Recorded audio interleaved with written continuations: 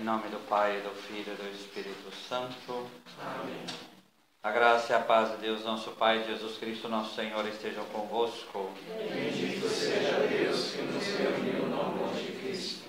Hoje queremos contemplar Cristo, Rei do Universo, e Ele é Rei pela sua cruz, por isso queremos unir a cruz do Senhor Jesus à vida de cada um de nós, dos nossos doentes, dos nossos falecidos, das pessoas que se recomendaram as nossas orações, pedindo também pela nossa peregrinação a Atibaia, que o Senhor vá à frente de tudo, como também o capítulo geral nosso.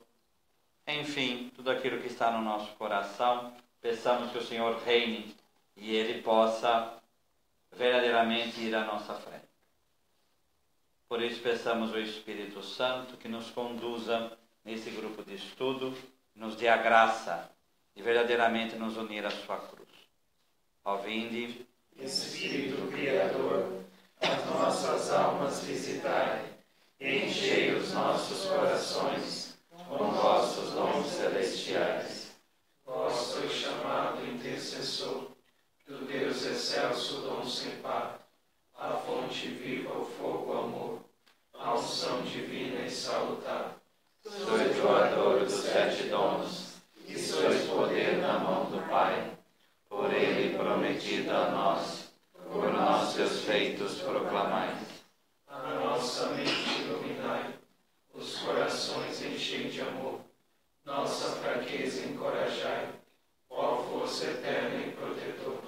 Nosso inimigo repeli, e concedei-nos vossa paz.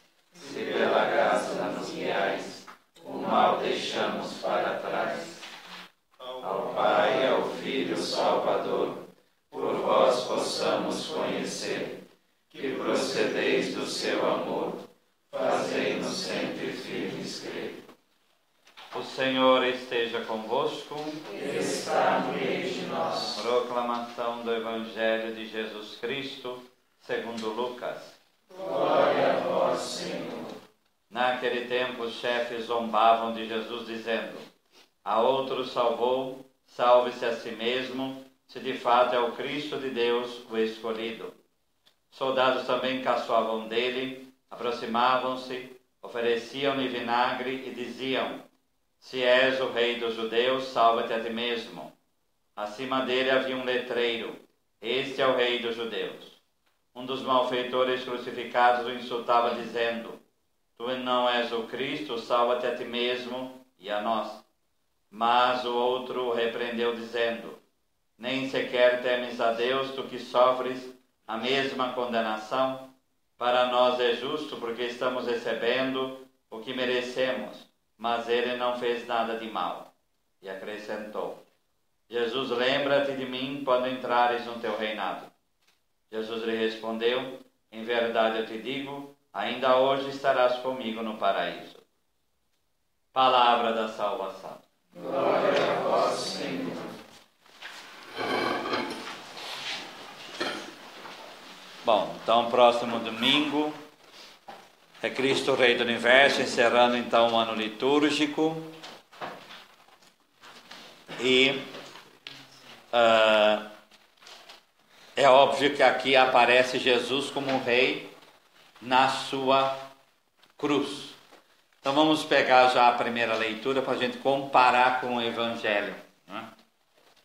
2 Samuel 5:1-3, como está no quadro, né?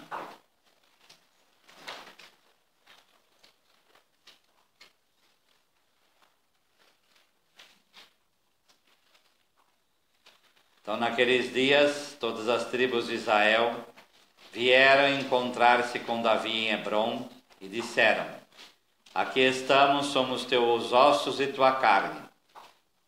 Tempo atrás, quando Saul era nosso rei, eras tu que dirigia os negócios de Israel.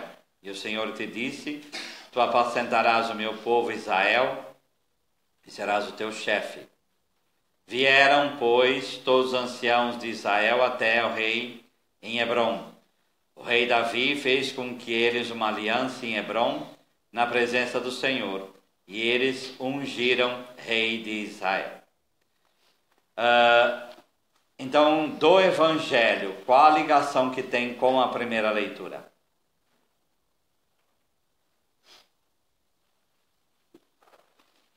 Vamos lá, exercício de relação. Tem alguma relação do Evangelho com a primeira leitura? O reconhecimento do rei Davi com Jesus como o rei dos judeus. Sim. Rei de Israel. Então, a palavra rei. Então, ele é o filho de Davi, ele é apresentado assim lá no Domingo de Ramos, né?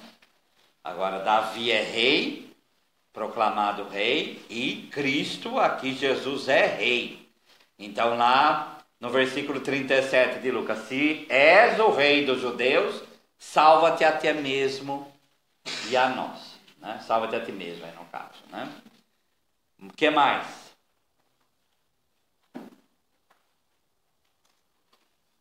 Antes de haver um rei, propriamente como pessoa, dizia em Israel que Deus era rei.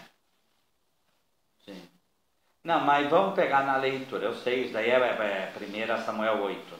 Dá para fazer esse tipo de teologia.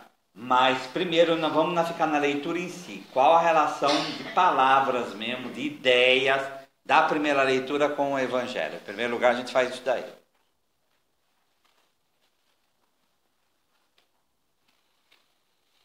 Só essa de rei?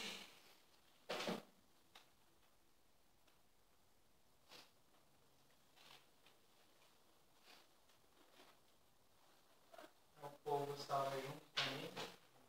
E naquela apresentação com Davi, o povo dele estava ali presente. Então, eles suscitaram também o povo. Sim.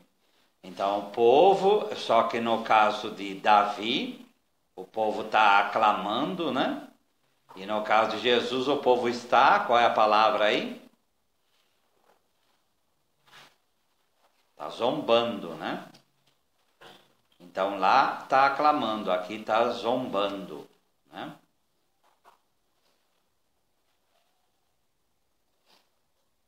O que mais?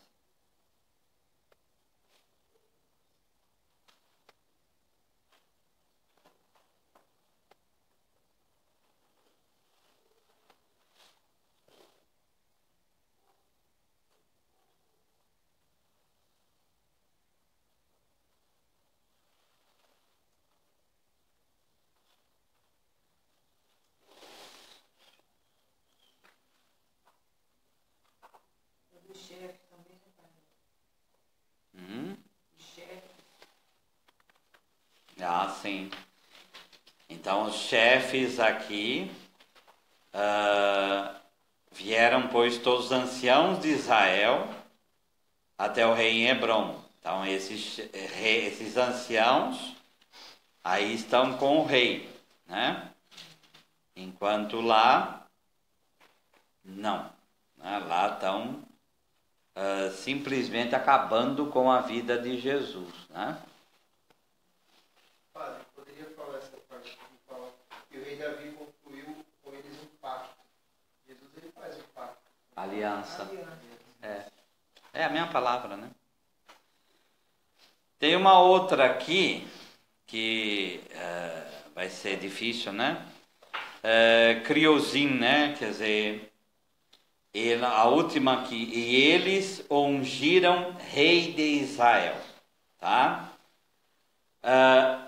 Em grego, que é crió, que vai dar aquilo que é a palavra que está lá em Lucas, no versículo 39. Um dos malfeitores crucificavam e insultava, dizendo: tu não és o Cristo? Qual é a palavra? Tu não és o... que é? Ungido. Então, tu não és ungido? Né? Aqui é a mesma coisa. Eles ungiram o rei de Israel. Então, você não é ungido rei? Então, salva-te a ti mesmo. Tá? Salva-te a ti mesmo. O que mais? Tem mais uma aí. Qual é? Eu vou apacentar. Então, o que é apacentar? Então, mas o que é apacentar a ovelha? Não, vamos pegar o famoso, vamos pegar o Salmo 22 lá.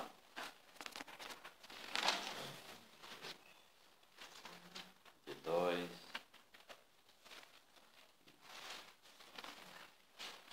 23, né, na numeração hebraica.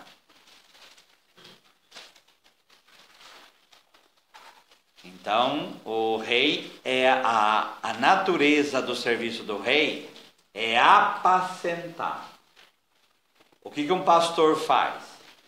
O Senhor é meu pastor, nada me falta. Em verdes pastagens me faz repousar. Para as águas tranquilas me conduz e restaura as minhas forças. Ele me guia por caminhos justos por causa do seu nome. Ainda que eu caminhe por vale tenebroso, nem o mal temerei, pois está junto a mim. Seu bastão e seu cajado me deixam tranquilo.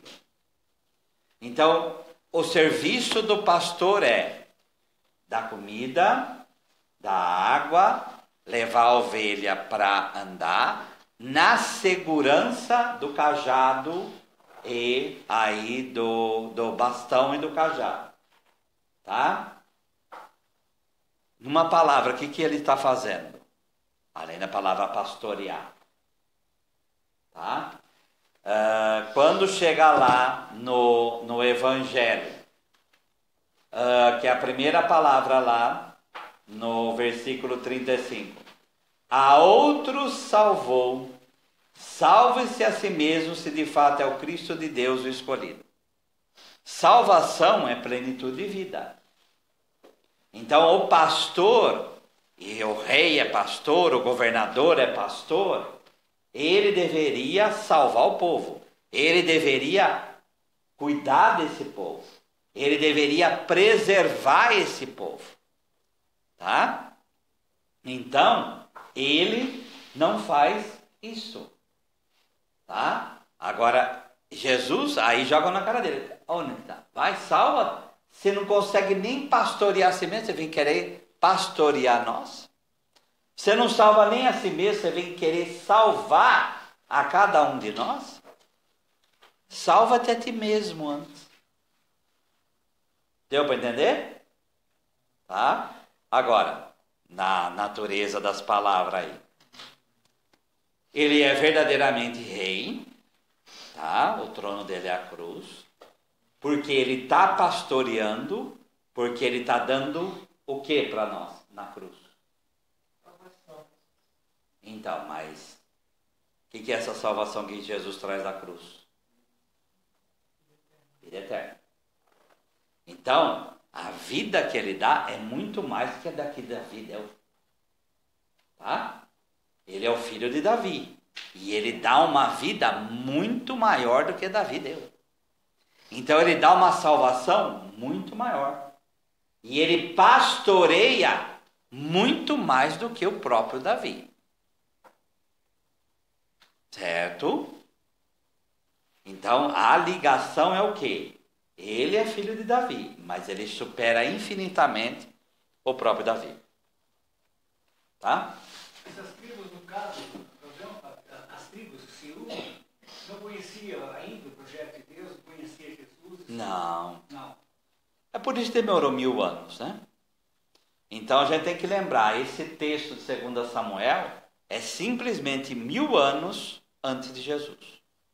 Não é um dia, né, gente?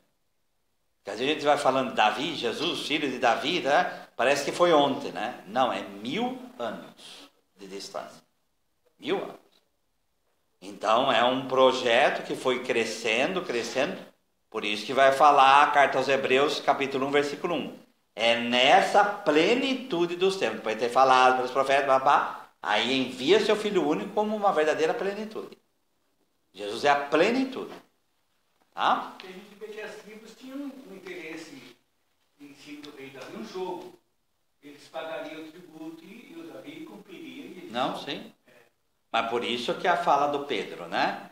Quer dizer, eles falam, nós queremos Deus, a gente não sente, a gente quer um rei perto, a gente quer sentir que a gente tem um comandante, a gente quer realmente sentir que tem um protetor. Tá? Então é para isso mesmo. Pedro também é para dar Cristo, né? Por exemplo, ele, além de nos dar salvação pela morte, ele não aguentava o insulto do povo. Sim. Hoje, às vezes, nós como os cristãos, teríamos que ter essa imagem de Cristo, aguentar esse insulto do povo. E a gente, às vezes, dentro da igreja, joga coisinha, a gente está virando o rosto um para o outro, já não está conversando mais, já cria uma individualidade para si só. Então, quer dizer que nós não estamos realmente incorporados a Cristo como deveria estar. Mas por isso que cada sexta-feira da paixão a gente é chamado a olhar para a cruz. Né? E realmente refletir sobre o que a gente está fazendo. Porque a expressão da cruz é a expressão de amor e misericórdia de Deus. Tem. Não, e vamos falar a verdade. De carregar a cruz. Ele mandou a gente carregar a cruz. E a gente não quer carregar, a gente quer o triunfo. A gente adora acusar Judas Iscariotes, mas será que a gente tem uma visão de Messias como ele tinha? Né? Glorioso, que não quer sofrer de jeito nenhum, aquela coisa toda. Tá? Mas também, quando a gente vê, já que soltou o assunto de Judas, também a gente não pode achar que ele foi para o inferno. Porque a misericórdia de Deus é grande. Ele contribuiu para a expressão... Não é nem isso, a gente nem tem como medir isso. Não tem nem como. Vamos lá. Vamos voltar. Por que a liturgia nos coloca isso aqui? Né? Porque é a festa de Cristo, Rei do Universo. Qual que é o trono de Jesus? É a cruz. É a cruz. Tá? Olha. Sim, pare de sofrer, né? Em Lucas, quer dizer, esse evangelho desse ano, é o evangelho de Lucas, né? É a última vez, depois nós vamos entrar no evangelho de Mateus, começa o ano A. Lucas recolhe 3 palavras de Jesus, né? Essas 3 palavras de Jesus, então vamos pegar lá no versículo 34, desse mesmo capítulo aí, tá?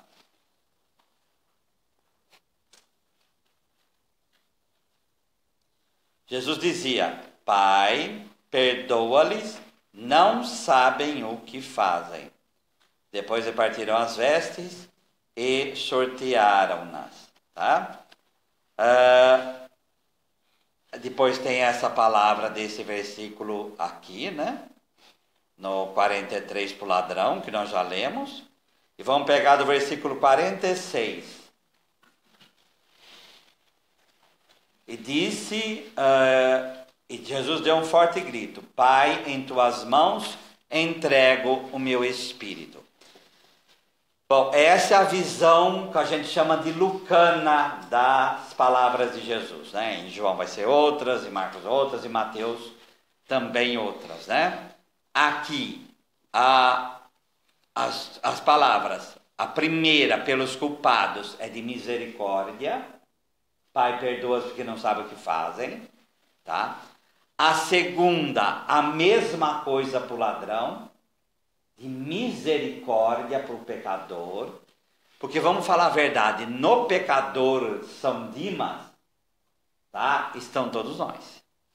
Todos nós estamos junto com ele. Depois a gente vai ver isso. Mas todos nós queremos. Quem não quer ouvir isso, hoje estarás comigo no paraíso. Tá? Então, a primeira palavra de misericórdia, a segunda também de misericórdia, e a terceira, Pai, em tuas mãos entrego o meu espírito. Uma das características do Evangelho de Lucas é o Evangelho do Espírito Santo. Por isso que também, lá em Atos dos Apóstolos, toda a teologia do Espírito Santo. Então, nas 3 palavras de Jesus, 2 misericórdia e a outra o Espírito. E a característica também do Jesus de Lucas é o Jesus da misericórdia para com o pecador, tá? Que depois também a gente vai ver um pouquinho isso. Os chefes zombavam de Jesus, dizendo: a outros ele salvou, salve-se a si mesmo, se de fato é o Cristo de Deus o escolhido, tá? O que eles estão pedindo? Eles estão pedindo uma coisa espetacular. Mas será que foi só Jesus que passou Por isso, a morte de Abraão, a única terra que ele tem é o próprio túmulo. A morte de Isaac também, de Jacó, tudo em família, tá? Elias é arrebatado, né? Então uma morte aí, falando que é uma morte realmente por Deus, como Moisés também, tá? O profeta Zacarias, um dos profetas chamado Zacarias, é morto no altar, entre o altar e o átrio, tá? Então, como falar salve-te a ti mesmo? Eles não se salvaram. Eles não se salvaram. Quem falou com o Messias deveria salvar a si mesmo. Quem falou com o Messias deveria ser triunfante. Né? Porque é uma visão errada. Tá? Por isso que lá no capítulo 24, no discurso de Emaús, vamos pegar lá 24, para até relacionar isso aqui.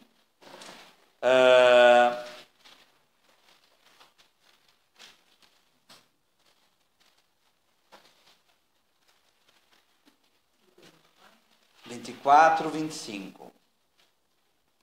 Então, Elis disse: insensatos e lentos de coração, para crer em tudo que os profetas anunciaram. Não era preciso. O que quer dizer a expressão não era preciso? Deveria acontecer. Deveria acontecer. Que o Cristo sofresse tudo isso e entrasse na sua glória. Então, deveria ter sofrimento. Então, como que pode a outro salvou, salve-se a ti mesmo? Se de fato é o Cristo. Ele veio para salvar os outros e não a ele mesmo. Tá? Ele veio para entregar a vida dele pelos outros. E não para ele mesmo. Mas as pessoas não conseguem enxergar isso. E aí vem a cegueira humana. Tá? Ele salvou a outros, na verdade, é como insulto. Eles insultando a ele mesmo, o próprio Cristo. Né? Que a hora ele não tinha passado pela cruz ainda. Então não, aqui está na cruz. Salvou os outros antes. Quem que ele salvou? Quem ele salvou? Os milagres que ele fez. A ressurreição de Lázaro. As curas. Tudo isso é salvação. Se você fez isso, é isso que eles estão falando. Você curou tanta gente. Afinal de contas, até é bom em uma fala dessa, porque reconhece que ele salvou alguém, né? Você salvou as pessoas. Por que não faz isso agora? Porque não entende o que é a cruz, né? Não entende. Vamos pegar lá Salmo 22. Oi? É interessante a ligação da Santíssima Trindade aí, porque o Pai está presente, né? Sem dúvida nenhuma. Sim. E é vontade do Pai isso? Sim.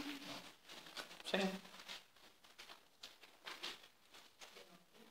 Salmo 22, versículo 7.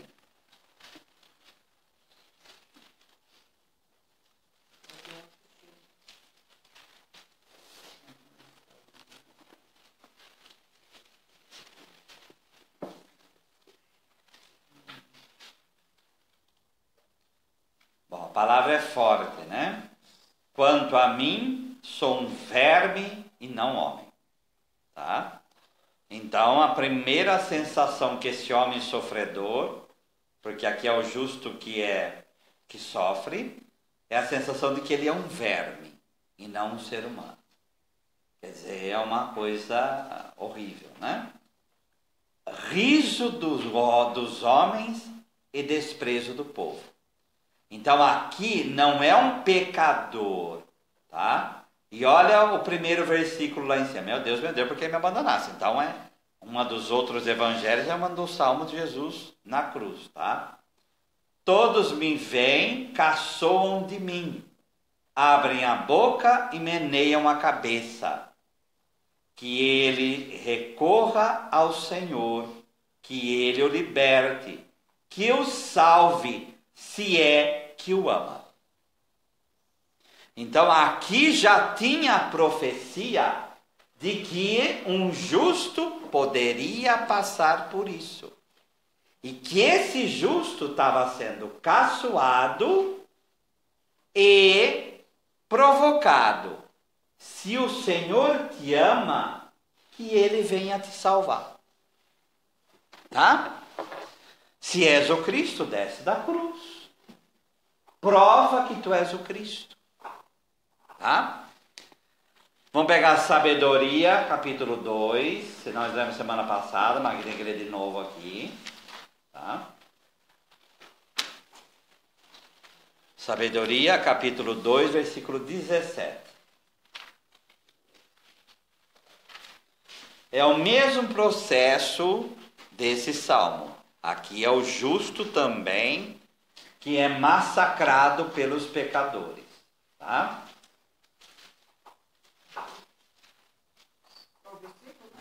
17. Então aqui é os pecadores falando do justo. Vejamos se suas palavras são verdadeiras. Experimentemos o que ele será, do seu fim. Pois, se o justo é filho de Deus, ele assistirá e o libertará das mãos do seu adversário. É a mesmíssima provocação que fazem para Jesus. Se tu és o Messias, salve-te a ti mesmo. Tá? Vamos ver se Elias vem salvá-lo em outra passagem, né? Vamos ver se Deus verdadeiramente o ama. Aí um conteúdo de espiritualidade para nós. Nós, como seres humanos, muitas vezes estamos unidos a Jesus na cruz. E aí a gente gosta de falar assim, eu estou unido a Jesus na cruz quando eu estou doente, também. Mas também a gente é unido a Jesus na cruz quando passa por isso. Eu sempre gosto, daí em homilia a gente fala também sempre isso daí, né? Quem da gente não ouve, você que vai tanto para a igreja, por que você sofre tanto assim? Será que Deus ama você porque você vai para a igreja? É a mesma situação de Jesus na cruz. Então a gente passa pela zombaria da mesma forma que Jesus passou na cruz. Tá? A gente lembra de São Mateus 5, né? Bem-aventurado. Né? Mas a gente não quer assumir essa bem-aventurança. Tá? Ou pensa só que é a doença. Não, a cruz não é só doença.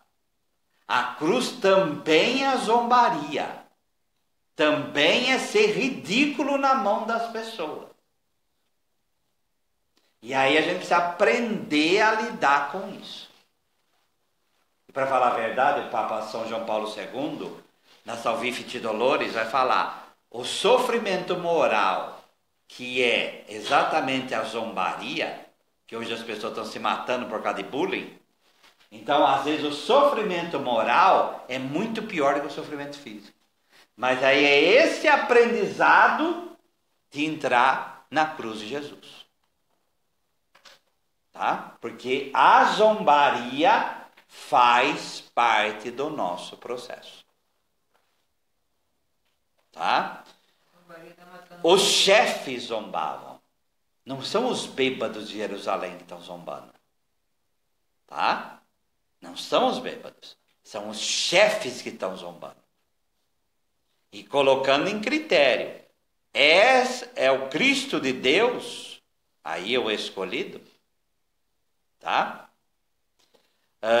Na Bíblia vai falar o escolhido, o eleito, faz alusão à palavra do Pai. Tá? Então vamos pegar lá Lucas 9, 35.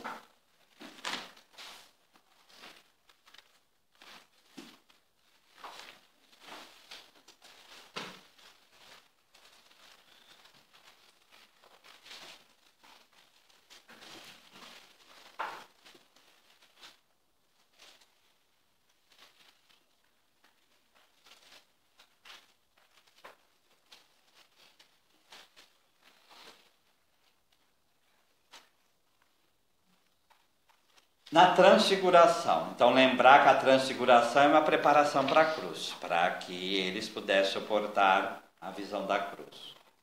E quando ele está ali em meio a Moisés e Elias, da nuvem, porém, veio uma voz dizendo: este é o meu filho, o eleito.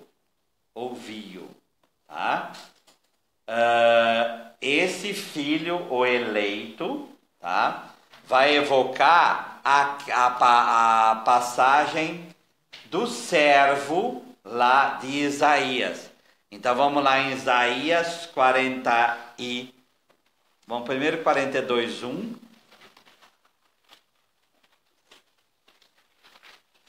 Isaías 42:1. Porque senão a gente fica na palavra, fica só na palavra solta, não. Não, tem que ter uma razão. Por que que o evangelista, ele coloca essa transcrição aí? É por causa disso daqui, do canto do servo, né? Então ele faz identificar esse servo com o próprio Jesus, tá? A gente não pode ler o Novo Testamento sem ter o Antigo Testamento como base, né? Porque toda a palavra do Novo Testamento tem uma raiz no Antigo Testamento. E esse é o nosso serviço aqui, tá? Eis o meu servo que eu sustento, o meu eleito em quem tenho o meu prazer. Pus sobre ele o meu espírito e ele dará o direito às nações. Então, quando lá vai falar do eleito, quer puxar exatamente essa imagem de um dos cânticos do servo. E aqui é o primeiro canto do servo. Vamos num outro canto do servo, Isaías 49:7.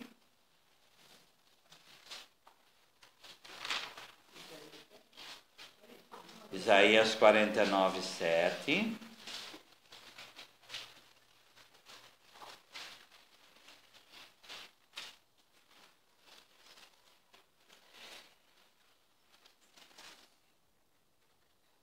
Assim diz o Senhor, o Redentor, o Santo de Israel, aquele cuja alma é desprezada, vilipendiada pela nação, ao servo dos tiranos.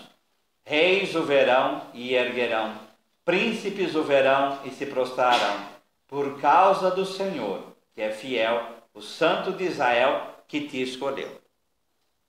Olha esse versículo. Pensem.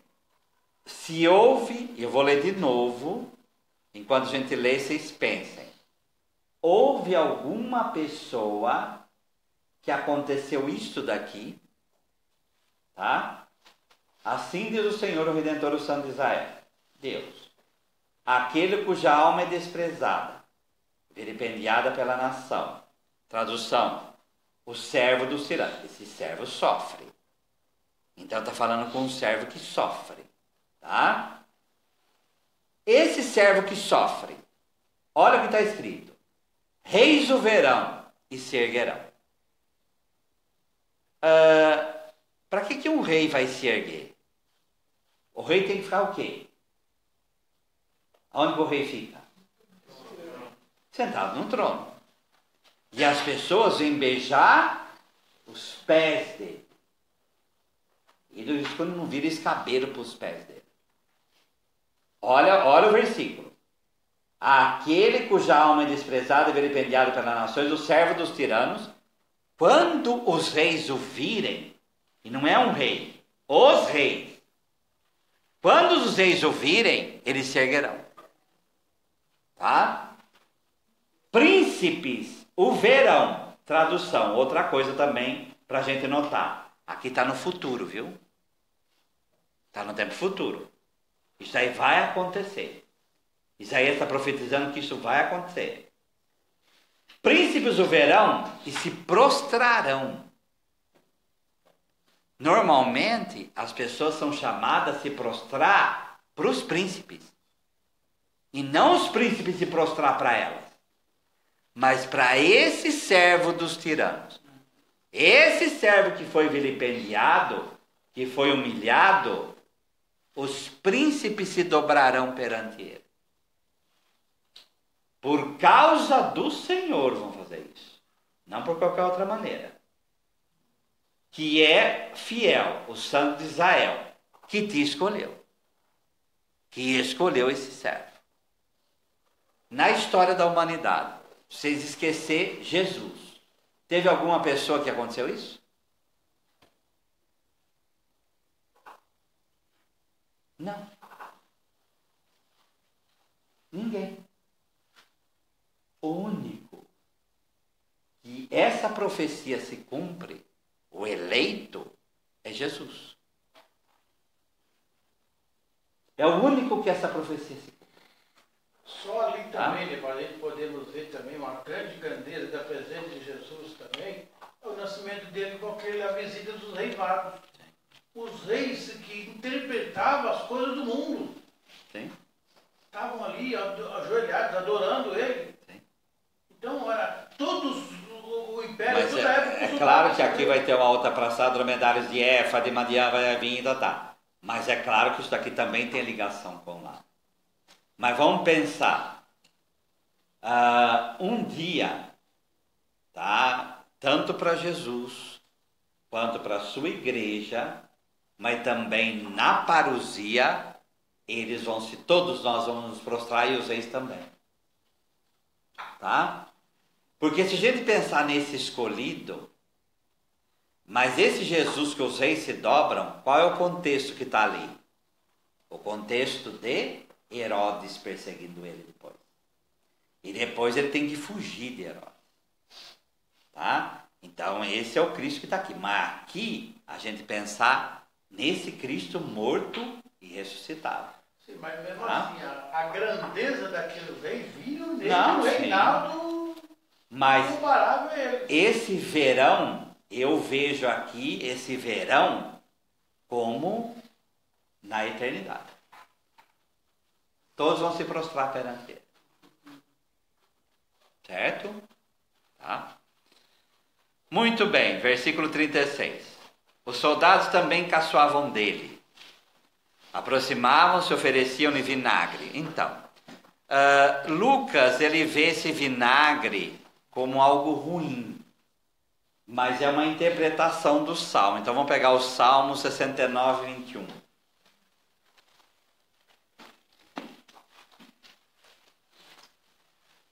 Salmo 69, 21.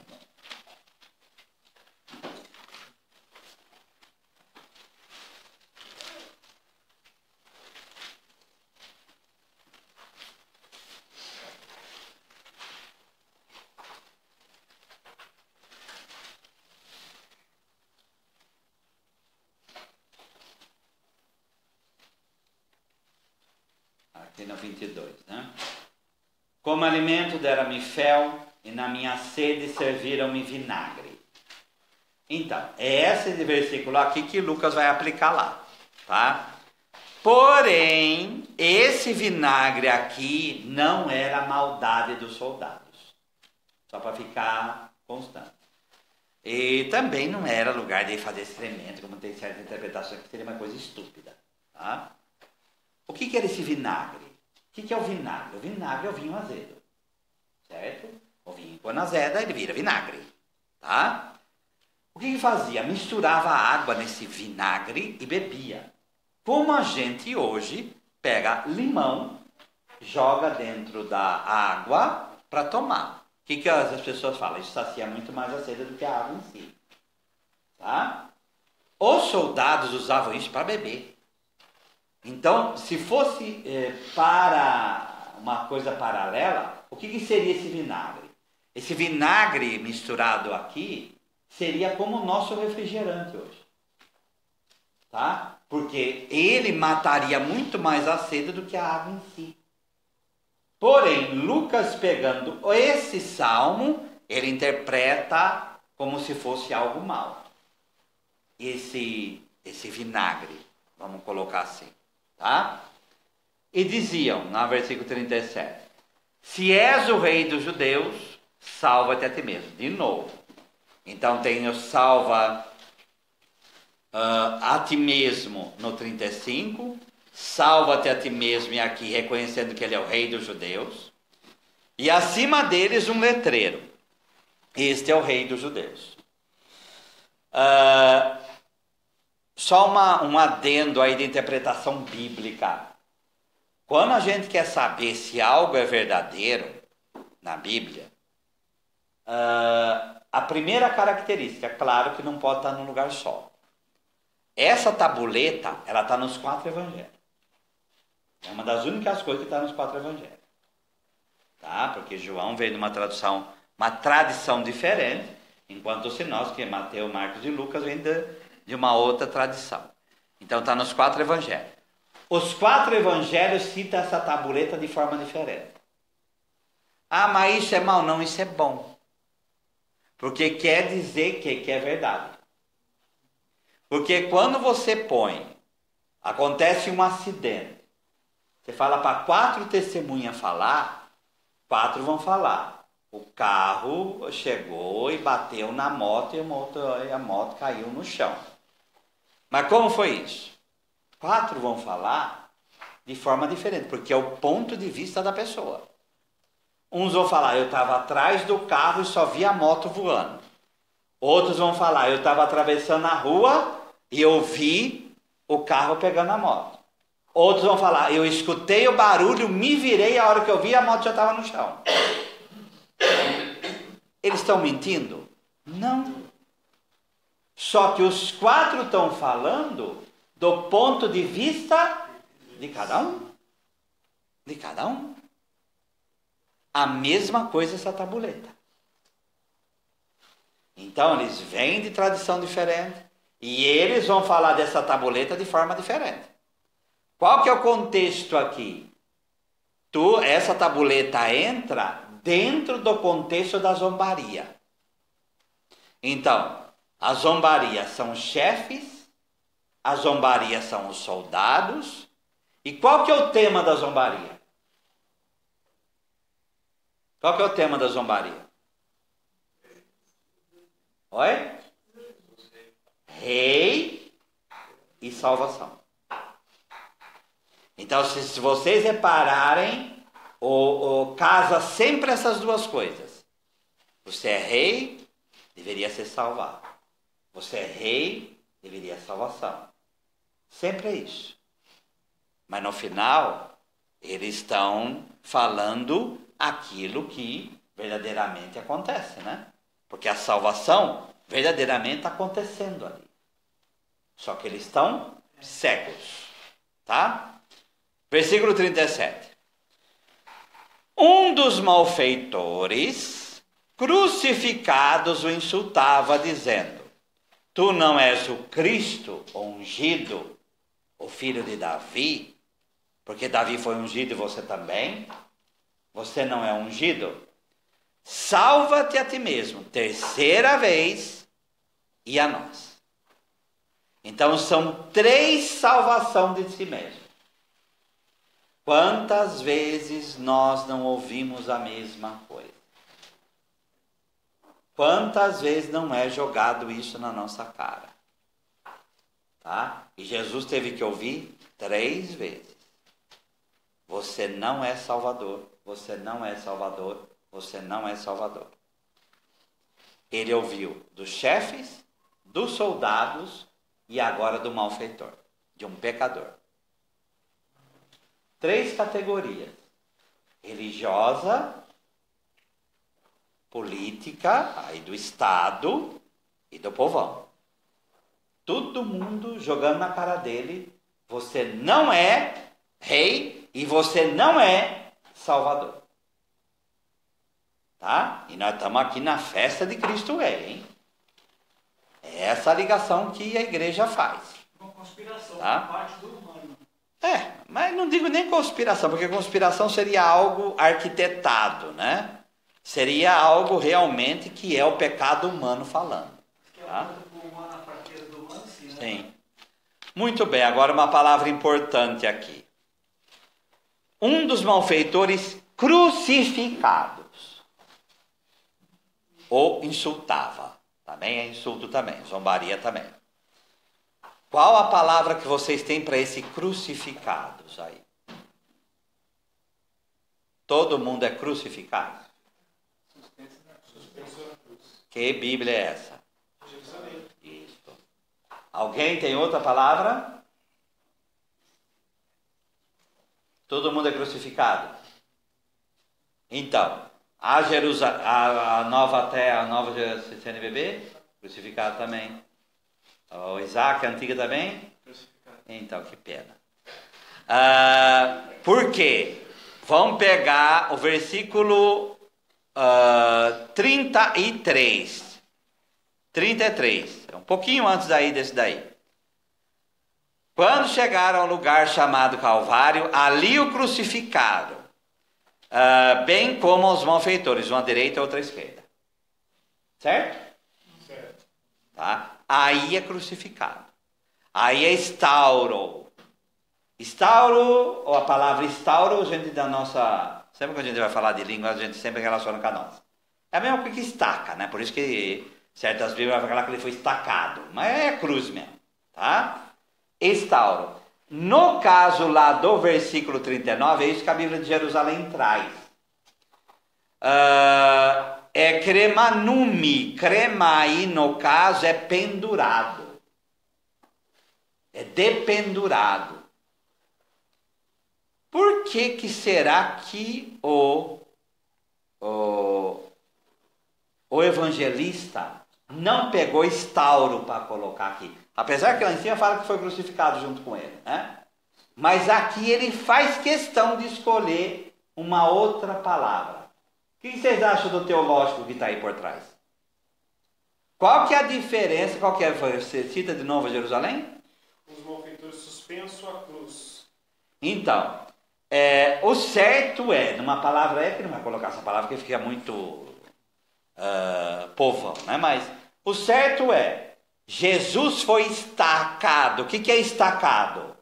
Ele foi levantado. Lembra lá de João 12. Quando eu for erguido da terra, atrairei todos a mim. Porque esse estacado vai lembrar do quê? Esse levantado vai lembrar do quê? Do que a gente lembra? Ele levantado. A cena mais bonita do filme, para mim, do Mel Gibson, é aquela hora que levantam ele, né? Então a hora parece que ele levanta, parece que a gente sobe junto com ele, né?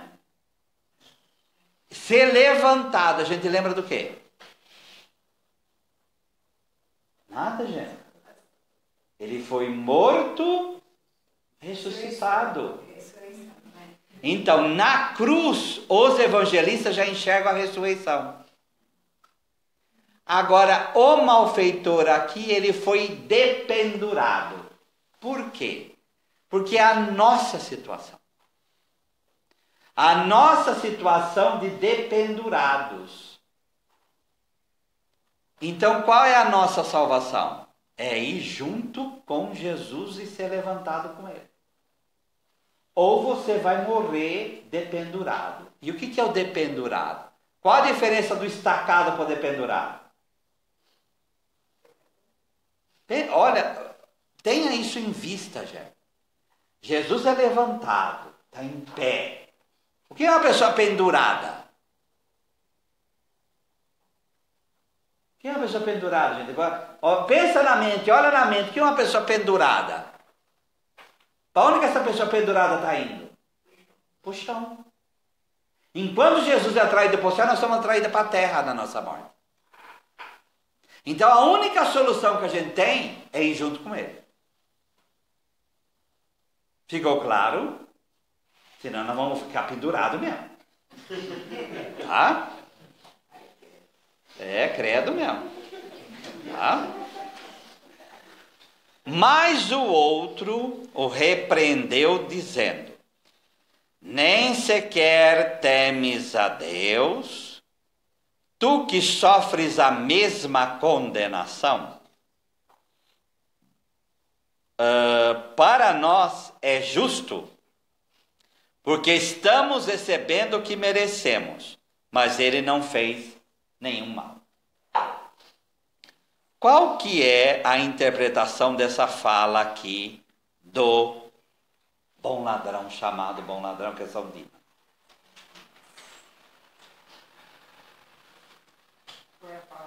Então, não, o que está por trás aqui? é a mesma do outro? Qual que é? Compara dele com... Esqueci o nome tem o nome dele lá que eu esqueci. Oi? Agora eu não lembro. Eu acho que é.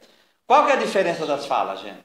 Que é o reconhecimento deste ladrão bom, de Jesus como o rei, como o Salvador. Sem pecado, né? Aqui ele não fala, nem sequer temos a Deus que sofre a mesma condenação. Para nós é justo, pois estamos recebendo o que merecemos. Mas ele não fez nada de mal. Então reconhece que mal ele não fez. Tá? Porém, a chave qual é? Qual que é a chave que abre o coração de Jesus aqui? A humildade. E qual foi a humildade desse homem aqui? Jesus, lembra-se de mim quando estiver... Não, isso é depois. Primeiro, antes de falar essa frase, que a gente vai chegar no 42, tem a chave da humildade. Então, ele se reconhece pecador. Ele se reconhece pecador. É a chave para a conversão. Sem essa chave para a conversão, não tem como. Não tem como. Sem humildade, não tem como. Sem humildade, a gente vai fazer o que o outro ladrão fez. Salva-te a ti mesmo, pela de Deus, faz alguma coisa. Olha a situação que nós estamos aqui. Mas o ladrão, o mal, ele joga para Jesus. Ele não fala do pecado dele. Ele não se arrepende. Aqui não. Ele não fez nada de mal. Para nós é justo o sofrimento, porque nós somos pecadores. Nós somos pecadores. Tá? Vamos pegar, na Tebe vai falar, de Lucas se interessa por cenas de conversão. Então vamos pegar Lucas 7, versículo 36.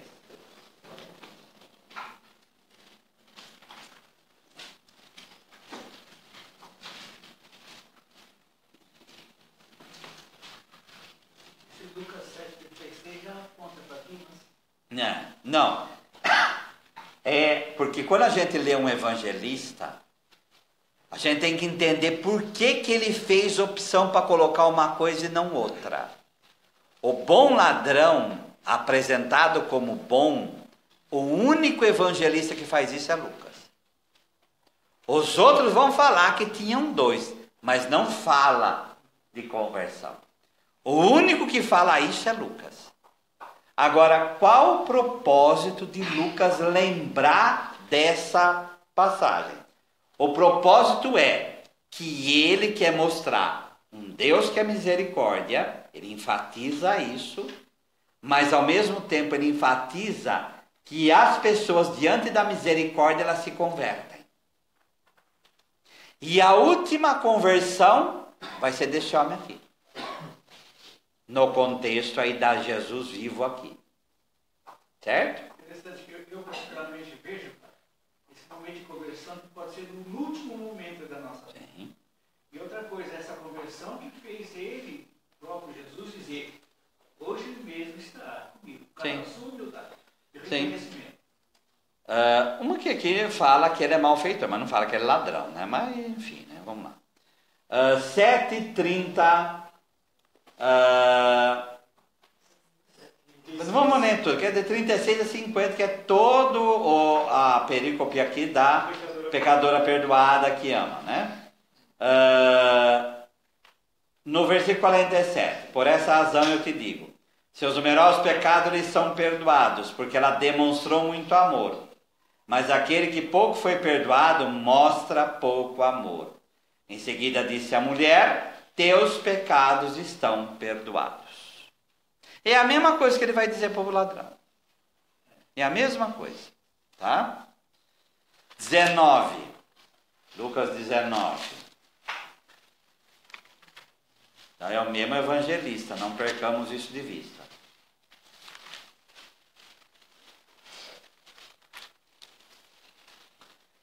Zaqueu. Zaqueu, o nome Zaqueu já vem de Zacar, que aí vem Zicaron também, que é lembrança, né? Memória. Deus se lembrou do pecador. Tá? Bom, que Zaqueu desce depressa, porque ele era nanico, desce depressa, água, aquela coisa toda. 7. À vista do acontecido, todos murmuravam dizendo, foi hospedar-se na casa de um pecador. Então Jesus é acompanhado de pecador a vida toda, até na hora da morte. Tá? E aí pula. A gente não sabe o que aconteceu no jantar, mas a gente sabe do resultado. Zaqueu de pé, o que quer dizer de pé? Ressuscitado. Ele nasceu de novo. Tá? Zaqueu de pé disse ao Senhor, Senhor, eis que dou a metade dos meus bens aos pobres, e se defraudei alguém, restituo-lhe o quádruplo. Jesus lhe disse, hoje a salvação entrou nessa casa, porque ele também é um filho de Abraão. Com efeito, o Filho do Homem veio procurar e salvar o que estava perdido. Então é mais uma demonstração de que ele vem para a conversão. Atos dos Apóstolos, capítulo 9, que é a famosa conversão São Paulo. Então, primeiro, não nos esqueçamos que o autor do Evangelho é o mesmo autor de Atos dos Apóstolos. O Atos dos Apóstolos é o reflexo em igreja daquilo que Jesus é. Tá? Claro que não vamos ler inteiro, o que seria o certo seria ler do versículo 1 ao 25, né? Muita coisa. No versículo, vamos pegar aqui, quem és tu, Senhor? A resposta, eu sou Jesus a quem persegues. No versículo 6, mas levanta-te em pé, agora você está arrependido, entra na cidade e te dirão o que deves fazer. No versículo 10, ora vivia em Damasco um discípulo chamado Ananias. O Senhor disse em visão, Ananias respondeu, estou aqui, Senhor. E o Senhor prosseguiu, levanta-te, vai para a rua direita e procura na casa de Judas por alguém de nome Saulo de Tarso. Ele ora e acaba de ver um homem chamado Ananias entrar e impor as mãos para que recobre a vista. Aí ele vai falar que Saulo é pecador, e ele vai falar que é instrumento escolhido, aquela coisa toda. Tá? 16. Eu mesmo lhe mostrarei o que é preciso sofrer em favor do meu nome. Então é mais uma conversão. E esse itinerário aqui vai mais 2 vezes dentro dos Atos dos Apóstolos. Tem mais 2 versões da conversão de Paulo, dentro do próprio livro. Tá? Então, essa coisa agora, por isso que o pecador na cruz aqui, o dependurado aqui, ele fica numa situação perfeita, né? Vamos voltar lá?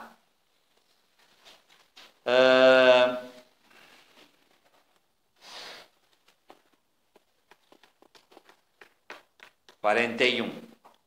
Já lemos. 42. E acrescentou, Jesus, lembra-te de mim quando entrares no teu reinado. Tá? Esse clamor de lembrar, pedir que o Senhor lembre, é algo frequente nos Salmos. Então vamos pegar lá o Salmo 25, versículo 6.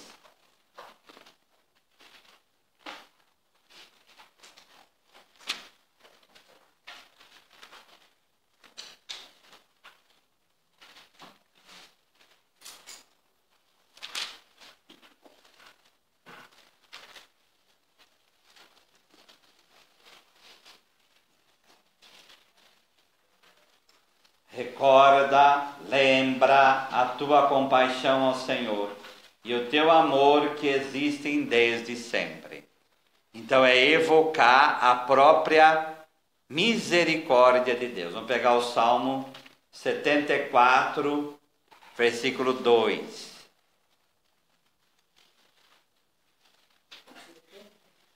4, versículo 2.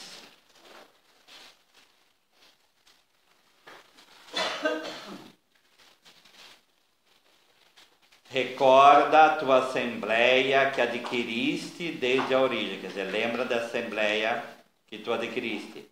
A tribo que redimistes como a tua herança. Este monte Sião que tu habitas. Então, é aquela coisa, Senhor, não esquece de nós, tá? Salmo 119, que é o salmo que a gente sempre reza, versículo 49.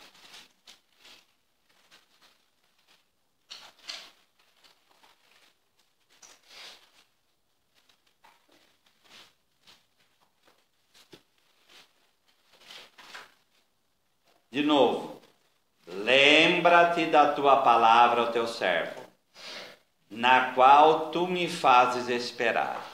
O que o salmista está falando para Deus? Olha, Senhor, tu me deste uma palavra. E essa palavra é para a Sagrada Escritura inteira. Lembra dela e cumpre. E cumpre. Então, quando ele está falando aqui, Jesus, lembra-te de mim enquanto entrares no teu reinado, é o quê? Eu vou estar aqui, eu vou estar morto. Então, eu creio que tu vai ter um reinado. Agora, vamos pensar claramente, quando que seria esse reinado próprio? É óbvio que ele está vendo que está morrendo, né? Então ele sabe que vai haver um reinado futuro. Futuro. Então é essa crença na vida eterna. Então vamos falar a verdade, o ladrão aqui tinha uma abertura, né? Ele tinha uma abertura à vida eterna. Tá? A palavra que traz aqui é vieres com o teu reino. É. A mesma palavra lembra, né? A própria palavra lembra do futuro. Sim. Não, o lembra-te, aqui acho que não, acho que o lembra-te de mim, ele pode ser solto. Mas quando vieres ou quando entrares, a esse quando, aí é futuro. O quando aqui é futuro. Isso Tá? é muito interessante, aponta de novo para a ressurreição. Sim, mas então, isso que é o bonito da história. Esse ladrão, ele tinha essa fé. A pergunta é, quando a gente estiver dependurado na hora da nossa morte, espero que a gente tenha essa fé, né? E a pergunta é, será que a gente vai ter?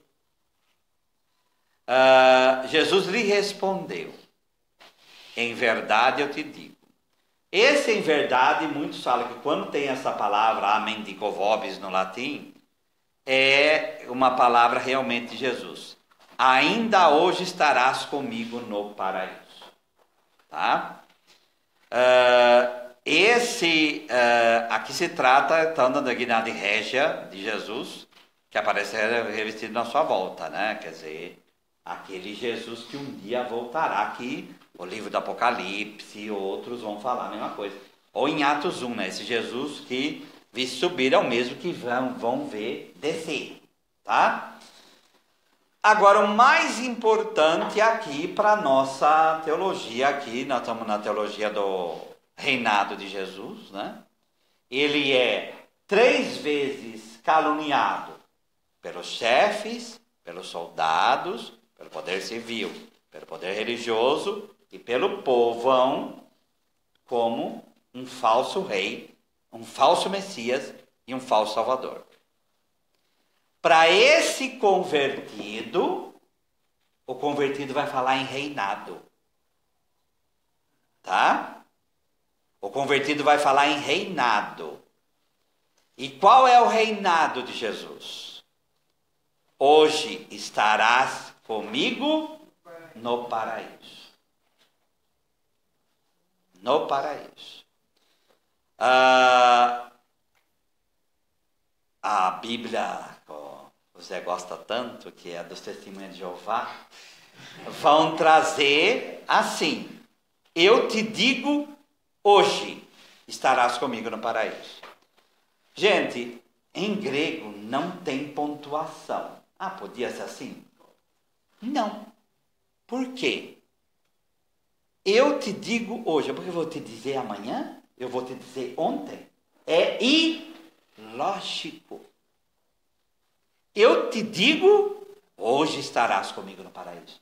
Não dá para falar, eu te digo hoje, eu vou te dizer amanhã, eu vou te dizer ontem. É ilógico.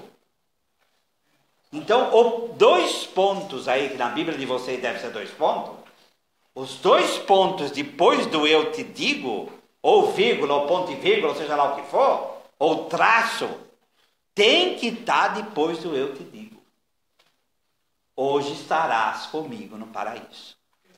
Agora, isso é o quê? O reinado. O reinado é o paraíso. O que ele vai falar para Pilatos? Meu reino não é daqui. O mais pobre ainda, de tudo isso com relação a ele, que o professor tocou no assunto, é o seguinte, que Jesus fala, hoje estarás comigo no paraíso. Jesus está dizendo que lá há uma vida depois da morte. Sim. É muito baixo para o evangelho, a explicação deles, dizer que Jesus está dormindo até hoje. Sim. Sim. Sim. Mas por quê? Por isso o acerto na vírgula. Se eles não fazem esse acerto na vírgula, eles não conseguem provar a teologia deles. Mas eles falam mesmo que a nossa Bíblia que está na vírgula no lugar errado. Exato. Mas a única Bíblia, que é a tradução do Novo Mundo, que faz isso, é a deles. Nenhuma Bíblia protestante faz isso, nenhuma Bíblia católica faz isso, só a deles faz isso. Mas o quê? Isso, gente, isso é deturpar. Isso é deturpar. Tá? Por quê?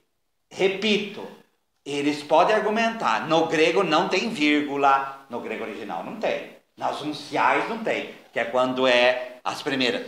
Porém, é ilógico colocar vírgula ali, gente. É ilógico. Não pode ter vírgula depois do hoje. Tá? Não pode.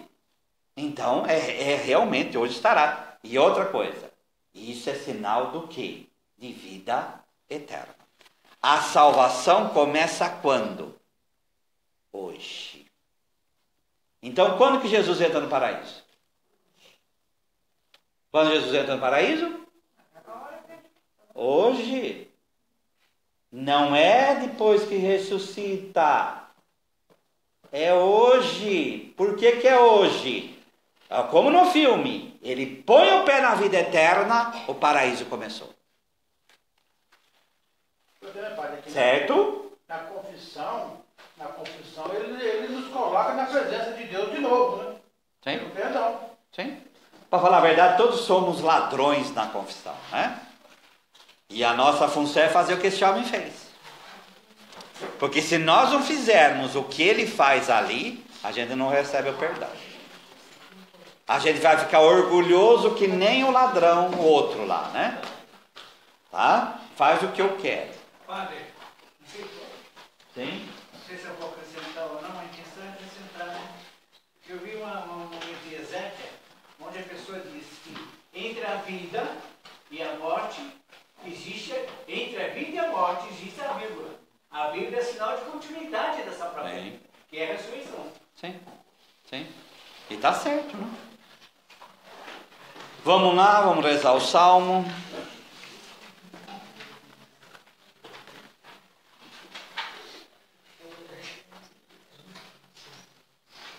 Salmo, versículo 17.